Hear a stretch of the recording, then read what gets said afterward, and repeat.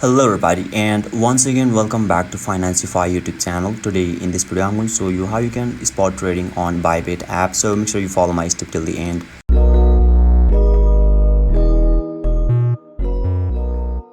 First thing first, I assume that you have already downloaded the Bybit app, and now once you open it, and yeah, make sure you are already logged in as well. And now right after that, you will be able to see the interface or dashboard of the Bybit apps on in the screen, where you can see there is a spot option at the bottom of this dashboard, which is at the left side of this access option.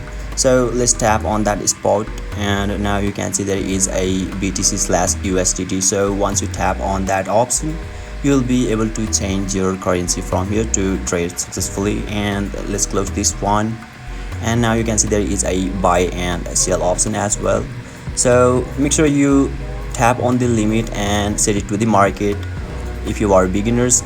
So now you need to enter your amount over here manually, or you can also adjust your amount by adjusting this one. And now once you complete all the things, simply tap on the buy BTC or tap on the sell and tap on the sell BTC, and yeah, you will be able to spot trade on Bybit app successfully. But make sure you deposit as well.